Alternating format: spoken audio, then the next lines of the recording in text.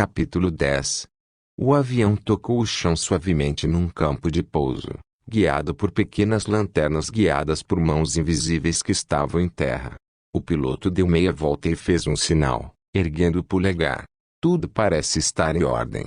Adeus, senhoras e senhores. E boa sorte, acrescentou enquanto os passageiros desciam as escadas até o gramado. Bem-vindos, disse um homem, que passou por eles a passos apressados, indo em direção às escadas do avião com uma bolsa de lona. Ele jogou o pacote para dentro da aeronave e, em seguida, trancou a porta e voltou correndo para avaliar seus novos recrutas. O avião já estava começando a viagem de volta. Cominier olhou para a aeronave com um forte sentimento de inveja, desejando ter coragem de correr em direção a ela, embarcar e seguir seu coração de volta à Inglaterra. Sigam-me, disse o homem que colocou a bolsa dentro do avião. E andem logo.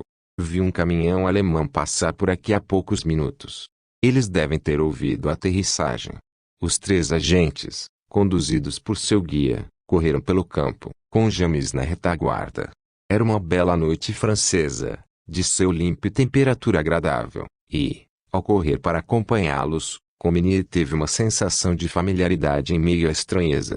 A França tinha o mesmo cheiro de sempre, o ar quente e seco com aroma de pinheiros, tão diferente da umidade do interior da Inglaterra. Ela reconheceria aquele cheiro em qualquer lugar. Após algum tempo, o guia abriu a porta de uma cabana de madeira abrigada no interior de uma floresta densa. Dentro, o chão estava cheio de colchonetes encimados por cobertores. Havia também um lampião a gás no canto, que o anfitrião rapidamente acendeu com um palito de fósforo. Devemos ficar aqui dentro até o dia raiar, quando se encerra o toque de recolher.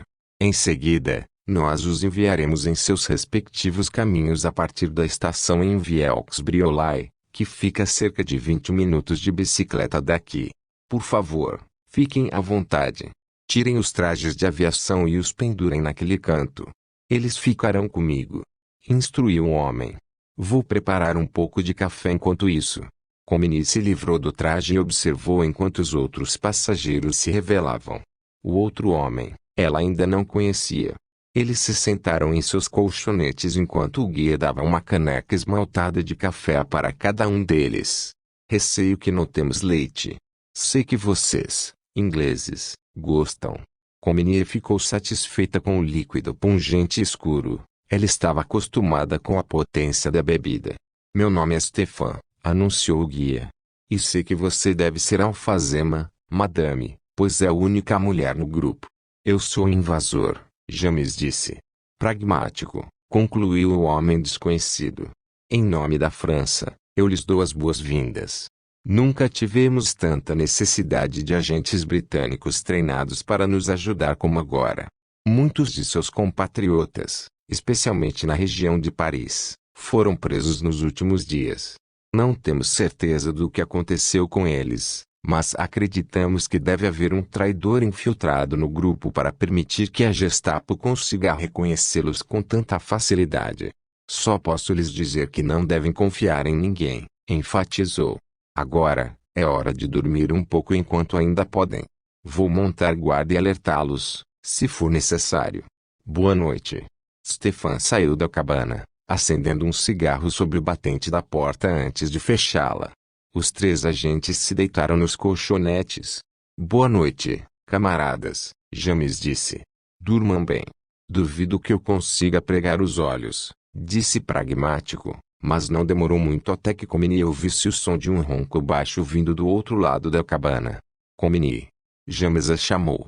Sim, tudo começou a acontecer de verdade agora, não é? Sim, Cominier concordou, com uma sensação ácida no estômago vazio, causada pelo café e pela emoção. Tudo é de verdade. Cominier adormeceu após algum tempo, pois acordou com James agitando o corpo e viu que a luz entrava através da pequena janela da cabana. Hora de acordar. Estão esperando por nós lá fora. Cominier não havia se despido para dormir, de modo que só precisou calçar suas meias e os sapatos para ficar pronta. Do lado de fora estavam Stefan e uma mulher. Bom dia, alfazema, Stefan disse. Pronta para partir? Sim, mas... Comini olhou para a floresta, ao redor. Há algum lugar onde eu possa? Ela sabia que estava com o rosto vermelho. Não temos banheiros aqui. Vai ter que encontrar algum lugar entre as árvores, ele disse, dando de ombros enquanto se virava para conversar com James. Comini andou rapidamente pela floresta, tentando encontrar um lugar discreto atrás de uma árvore. Ao retornar, James e outro agente estavam prestes a sair pedalando suas bicicletas em companhia da mulher. Boa sorte, sussurrou Comini a James. Espero que nos encontremos em breve. Obrigado, disse James, com o rosto tenso e sério. Nesse meio tempo, farei o melhor para explodir os alemães em pedaços e para nos levar de volta para casa. É assim que se fala, disse Comini, abrindo um sorriso corajoso enquanto ele pedalava pela floresta em movimentos vacilantes, atrás dos outros. Esperaremos até que eles estejam a alguns quilômetros de distância, Stefan disse. Se muitos ciclistas saírem juntos da floresta enquanto alguém estiver observando, vão atrair atenção. Quer café? Sim, obrigada. Comini sentou-se na soleira da porta, observando o sol, que agora já estava acima das árvores e iluminava o chão. Bem, Alfazema, vou lhe contar o que vai acontecer a seguir, falou Stefan, entregando-lhe uma caneca de café e sentando-se ao lado dela, acendendo outro cigarro. Bem, creio que você já foi informada de que irá se juntar à Rede Cientista, nossa maior organização, que opera dentro de Paris e em suas redondezas. Sim, Comini confirmou. Infelizmente, recebemos notícias de que vários membros da Cientista foram presos pela Gestapo, incluindo Próspero, o líder. Fui informada. Me disseram que você teria mais informações para me dar, Comini respondeu, bebendo lentamente seu café. Não recebemos nenhuma mensagem do operador de rádio de Próspero, o que podia indicar que ele também foi preso. Stefan esmagou o cigarro com a sola do sapato. Recebi uma comunicação há 3 dias, dizendo que eles estavam à sua espera e encontrariam na estação de trem de Montparnasse. Entretanto, não sei dizer quem estará lá, acrescentou Stefan, acendendo outro cigarro rapidamente. É muito perigoso que o acompanhe neste momento. Fomos advertidos pelo quartel-general a permanecer escondidos até termos uma noção melhor sobre a situação. Por isso, você terá que fazer a jornada sozinha. Entendo, Comini disse, segurando a caneca com força, como se fosse um talismã. Precisava acalmar seus nervos. Como seu codinome ainda não está nos arquivos da Gestapo, é pouco provável que você levante suspeita durante a jornada. Mulheres são interpeladas para interrogatório com muito menos frequência do que homens, ele disse, para reconfortá-la. É algo grande demais para pedir a alguém que acabou de chegar, mas precisamos enviar alguém a Paris que não seja conhecido dos alemães para, então, descobrir o que aconteceu. Está disposta? É claro que sim. Você encontrará seu contato na plataforma da estação, logo em frente à tabacaria. Terá que comprar um maço de galozes e, quando fizer, deixe que caia no chão, como se fosse um acidente. Pegue os cigarros e acenda um deles com estes fósforos, disse Stefan, tirando uma caixa de fósforos do bolso e entregando a ela. Neste ponto, um homem se aproximará de você. Ele vai levá-la para um dos nossos esconderijos. E se ele não aparecer, é um sinal de que há algo errado. Você conhece Paris? Sim. Estudei na Sorbonne. Então você não terá problema para encontrar este endereço, disse Stefan, entregando-lhe um pedaço de papel. Apartamento 17 num prédio na Rue de Rennes, disse Comini, lendo em voz alta o nome familiar. Conheço bem o lugar. Ótimo. Ao se aproximar da casa, você deve passar por ela e ir até o fim da rua, e depois voltar pela calçada oposta.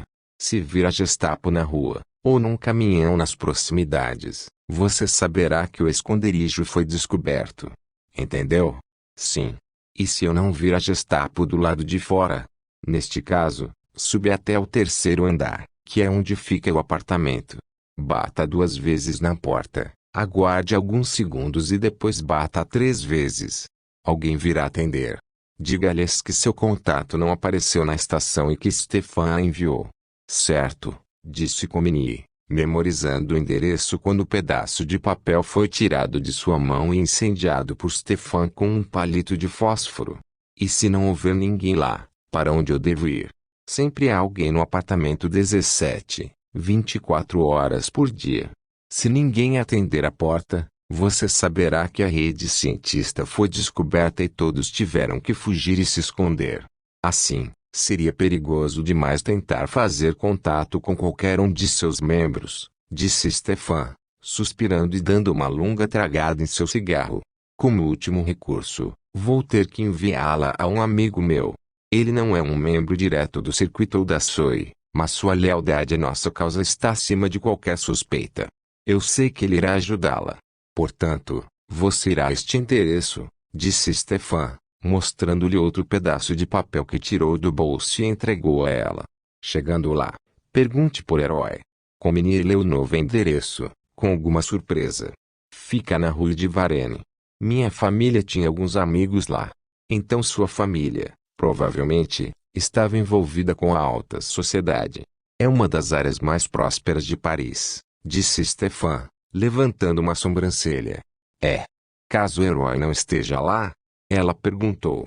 Devo desistir e pegar o trem de volta para cá? Madame, disse Stefan, pisando com força nos restos do cigarro. Se chegar a esse ponto, você terá que usar a cabeça. Hospede-se em uma pensão e espere até que Herói retorne. Bem, agora é hora de nos despedirmos. E lembre-se, você não deve circular pelas ruas de Paris após o toque de recolher. É o horário mais perigoso de todos. Ele levou as canecas de café de volta para dentro da cabana e Comini examinou as bicicletas antigas que eles pedalariam até a estação de trem. Quem é esse seu amigo Herói? Comini perguntou ao montar na bicicleta, equilibrando a mala de viagem precariamente entre a cesta e o guidão. Pelas nossas regras, ninguém faz perguntas. Mas ele será a pessoa que saberá o que aconteceu e poderá colocá-lo em contato com uma ramificação segura da cientista. Em seguida, você precisará encontrar uma maneira de entrar em contato com Londres e fazer um relatório sobre a situação em Paris. Isso se houver algum operador de rádio que ainda esteja livre na cidade, Stefan acrescentou, em tom sombrio. O trajeto de bicicleta até a estação correu sem qualquer anormalidade. A cidade não parecia estar diferente da que Comini conhecera antes da guerra. A única diferença era a bandeira com a suástica desfraldada sobre a prefeitura. Stefan comprou a passagem de Comini e lhe entregou o bilhete. Ela percebeu a maneira que os olhos do francês esquadrinhavam repetidamente a plataforma de estação. Preciso partir agora. Adeus, madame, ele disse, beijando-a carinhosamente nas duas faces, como se ela fosse uma parente querida. Mantenha contato, acrescentou e, acendendo mais um cigarro, andou casualmente em direção à bicicleta, deixando o Comini sozinha na estação. O trem chegou pontualmente às 11 horas. Certa vez, Buckmaster disse, em tom de piada, que a única vantagem trazida pela ocupação alemã foi a que os trens franceses passaram a operar dentro dos horários programados. Comini embarcou, guardando sua mala no compartimento que havia acima dos bancos. Quando o trem deixou a estação, ela olhou ao redor do vagão e viu a mostra habitual da humanidade. O estômago vazio de Comini roncou e ela fechou os olhos, esperando que a familiaridade relaxante do movimento do trem lhe ajudasse a acalmar seus nervos. Mas, a cada estação, seus olhos se abriam para examinar qualquer pessoa que entrava em seu vagão. Ela tomou outro trem em Le Mans e conseguiu comprar uma empada insípida no quiosque da estação. Sentando-se num banco para esperar por sua conexão, Comini viu um oficial alemão pela primeira vez, em pé, sobre a plataforma, conversando com o chefe da estação.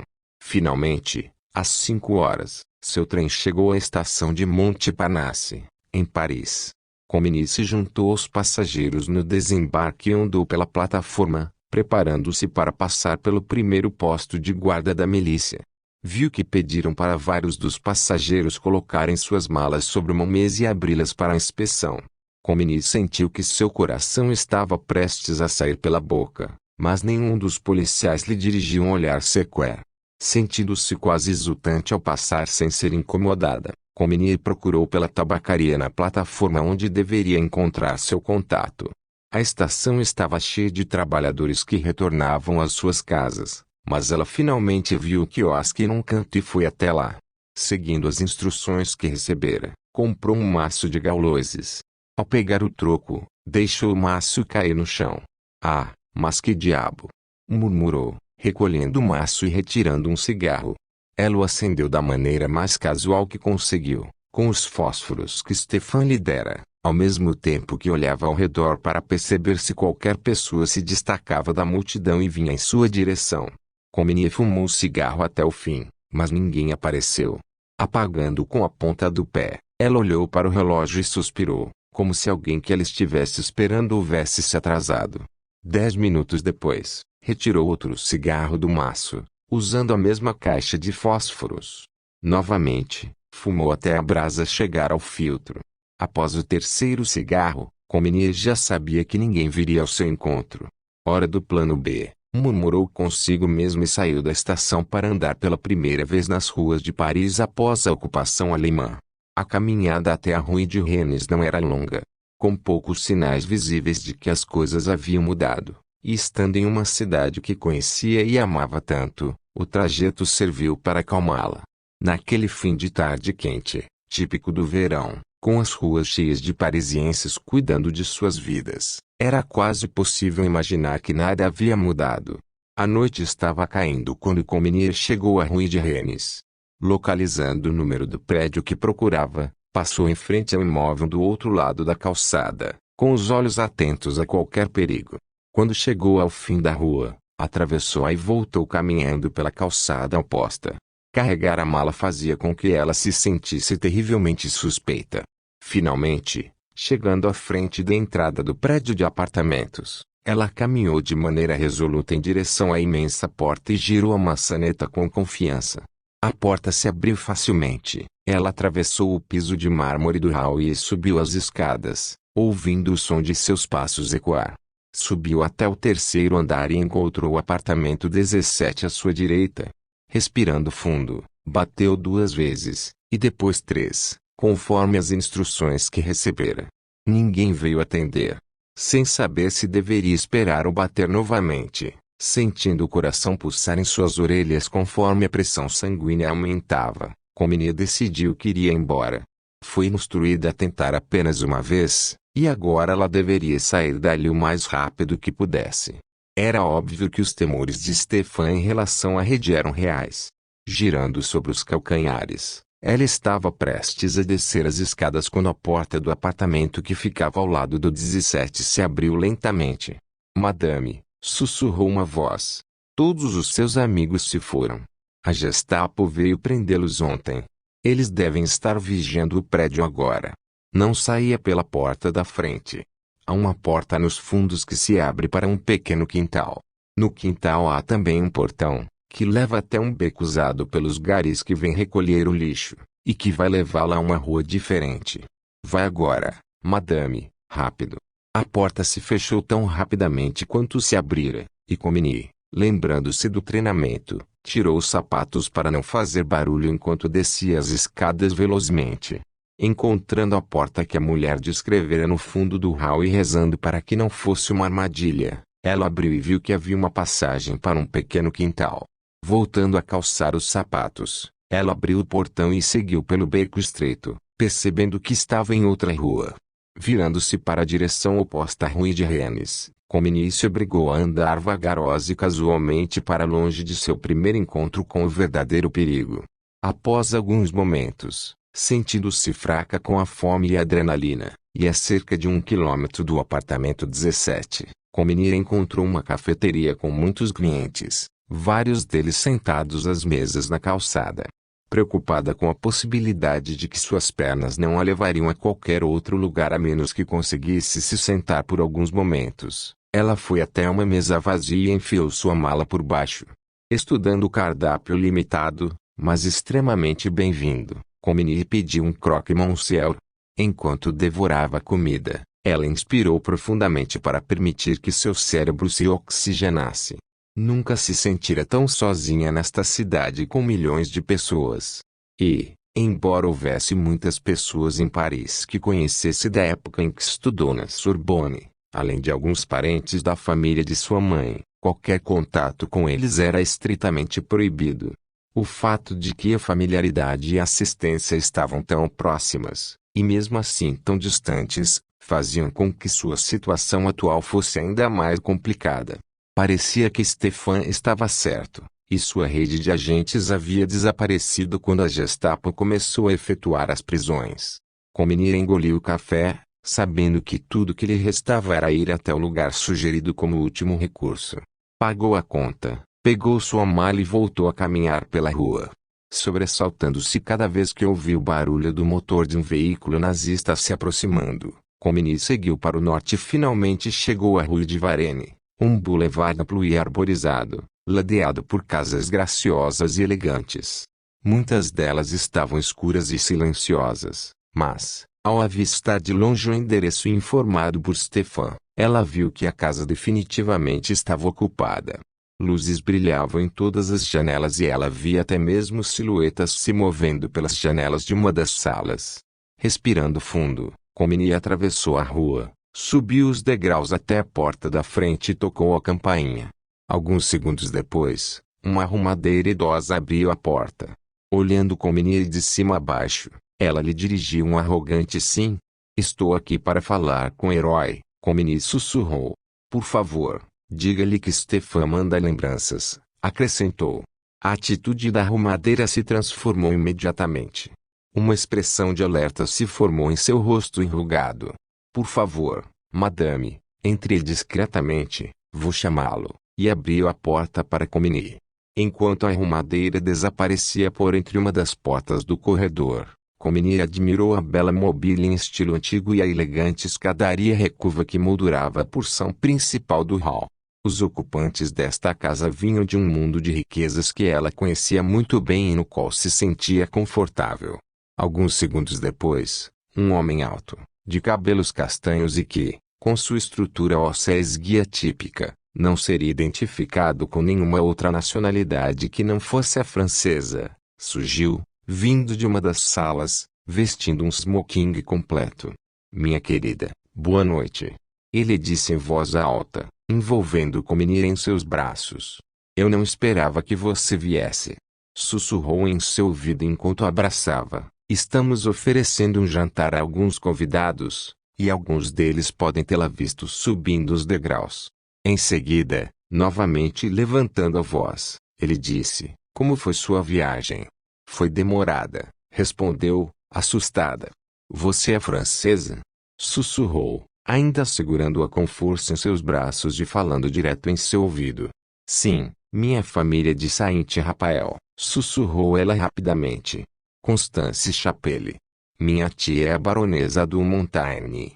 Conheço a família, disse o homem, com uma expressão de alívio surgindo em seus olhos. Isso quer dizer que você é minha prima em segundo grau que veio me visitar. Vá para o andar de cima com Sarah. Conversaremos mais tarde, ele disse, relaxando o abraço. Vir do sul até Paris é muito cansativo hoje em dia, especialmente com todas as inspeções de segurança. Desça quando estiver mais descansada, minha querida Constance. A expressão em seus olhos não deixou qualquer alternativa a Comini. Ele voltou à sala de jantar e abriu a porta. Quando ele entrou na sala, Comini viu que havia vários homens usando uniformes alemães ali dentro.